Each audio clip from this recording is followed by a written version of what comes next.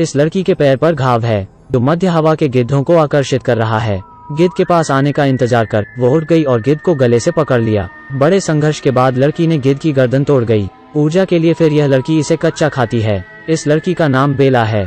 3 दिनों से भी अधिक समय से यह इस टावर पर फंसी हुई है। यह एक 610 मीटर ऊंचा टावर है। बेला एक रॉक क्लाइंबर है। रॉक क्लाइंबिंग के दौरान उसके प्रेमी की दर्दनाक मौत हो गई थी। उसकी दोस्त लिसा बेला को दुख से उबारने में मदद करती है। वो दुनिया की सबसे ऊंची मीनार पर चढ़ने का फैसला करते हैं। यह एक टीवी टावर है। कई सालों से इसका इस्तेमाल नहीं हुआ है।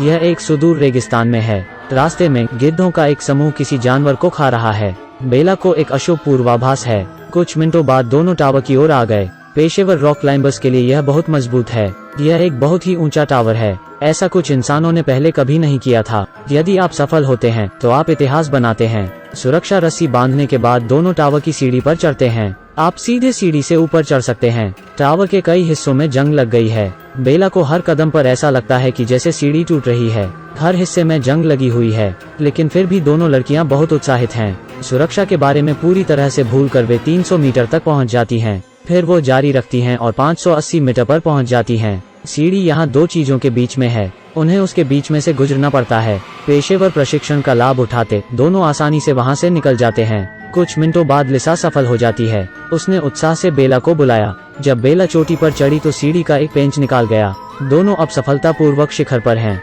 शिखर पर पहुंचने की खुशी से दोनों लड़कियां मदहोश हो गईं। आसपास में चिल्लाते हुए उन्होंने एक सेल्फी ली और इस रोमांचक पल को जितना हो सके रिकॉर्ड किया। बेला अपने साथ ड्रोन भी लाई है। उन्होंने कई मजेदार पल रिकॉर्ड किए।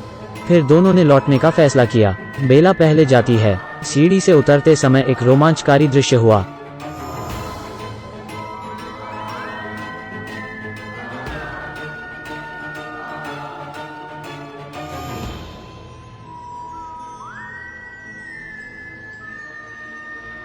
पूरी सीढ़ी बिखर कर टूट जाती है। अब लिसा दूसरे छोर पर बेला को पकड़े हुए है। दोनों सहयोग करते हैं और उनके संयुक्त प्रयासों से बेला टावर के शीर्ष पर वापस चढ़ने में सफल रहती है। अब दोनों 610 मीटर ऊंचाई पर फंस गए हैं। सीढ़ी टूट चुकी है। सेल फोन पर सिग्नल नहीं है।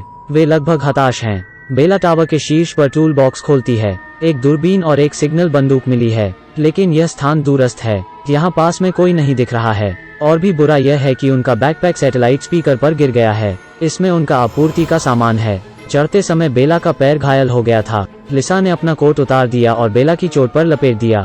दोनों बचाव के लिए चुपचाप प्रार्थना कर रहे हैं। अब उन दोनों के पास कुछ ही रास्ते बचे हैं। लिसा ने अचानक कुछ सोचा। शायद कम ऊंचाई पर सेल फोन सिग्नल प्राप्त कर सकता है। उसने इमरजेंसी संदेशों को संपादित किया और फोन को रस्सी से बांधकर थोड़ा थोड़ा नीचे किया ताकि फोन को सिग्नल मिल जाए। लेकिन कई कोशिशों के बाद भी दोनों असफल रहते हैं। लिसा ने हार नहीं मानी है। उसने फोन को जमीन पर फेंकने का फैसला किया। टूटने से बचाने के लिए उसने फोन को अपने मोजे में लपेट दिया और फिर इसे अपने जूते में रख दिया। फिर उसने अपने जूते को जमीन पर फेंक दिया। गुरुत्वाकर्षण के तहत जूते जमीन पर जोर से गिरा। आश्चर्य की बात नहीं है कि फोन टूट गया है। यह योजना भी विफल रही है। रात हो जाती है। टावर के शीर्ष पर सिग्नल लाइट रोशनी करती है। दोनों लड़कियों के लिए यह एक कठिन रात थी। सूरज धीरे धीरे सुबह उगता है। सुनहरे सूरज के नीचे लड़कियां दुखद मूर्तियों की तरह बैठी हैं। कोई भोजन और पानी की खुराक नहीं ली है। वे लंबे समय तक ऐसे नहीं रह पाएंगी। उन्हें जीने के लिए शिकारी करना होगा। बैकपैक पाने के लिए उन्होंने नीचे उतरने का फैसला किया। लिसा रस्सी से थोड़ा थोड़ा करके नीचे जाती है, लेकिन रस्सी की लंबाई बहुत कम है। वो बैकपैक तक नहीं पहुंच सकती है। कमर से हटाकर लिसा अपने हाथों से रस्सी को पकड़ लेती है। वो अपने शरीर की जड़ता का उपयोग करती है और स्पीकर पर कूद जाती है। लिसा ने सफलतापूर्वक बैकपैक प्राप्त कर लिया है, लेकिन अब उसे एक नई समस्या का सामना करना पड़ रहा है कि वो वापस कैसे जाए। बैकपैक को देखकर उसे एक विचार आया। बैकपैक में एक टेलीस्कोपिंग पोल है। फिर लिसा कुछ कोशिश कर बैकपैक को रस्सी पर लटका देती है। कूदने का सही समय मिलते ही लिसा बैकपैक पर लटक जाती है। बेला रस्सी खींचने की पूरी कोशिश करती है। 130 किलो है। बेला की शारीरिक शक्ति की कमी से रस्सी छूट जाती है। बेला को लगता है कि लिसा गिर गई होगी। उसे उम्मीद नहीं थी कि कोई चमत्कार होगा, लेकिन लिसा आखिरी मिनट में रस्सी पकड़े हुए है। वो बच गई है। न केवल पानी वापस लाए, बल्कि एक कीमती ड्रोन भी उन्हें मिल गया। बेला एक बचाव नोट लिखती है और उसे ड्रोन पर चिपका देती है और उसे एक होटल की ओर उड़ा देती है। योजना अच्छी चल रही थी। ड्रोन ने सोच के अनुसार उड़ान भरी, लेकिन आधे रास्ते में अचानक बैटरी खत्म हो गई।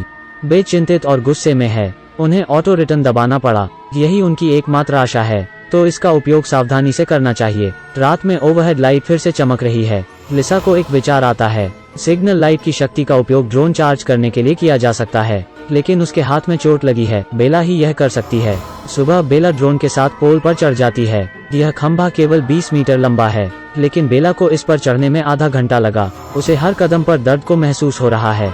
उसे लिसा द्वारा प्रोत्साहित किया जाता है। बेला सफलतापूर्वक पोल की चोटी पर चढ़ जाती है। वो प्रकाश बल्ब हटाती है और ड्रोन का चार्जर लगा देती है। ड्रोन चार्ज होने लगता है। पूरी तरह ड्रोन को चार्ज करने के लिए बेला को पोल पर ही लटके रहना है। वो 3 घंटे तक प्रतीक्षा करती है। भूख और थकावट उसे धीरे धीरे तोड़ रही है। बेला पतन के कगार पर है और कभी भी गिर सकती है। हवा में अचानक एक गिद्ध आता है।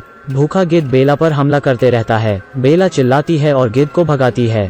थोड़ी देर के बाद ड्रोन पूरी तरह से चार्ज हो जाता है। बेला उसके बाद ऊंचे मंच पर लौट आती है। कुछ मिनटों के आराम के बाद वो अब बेहतर हो जाती है।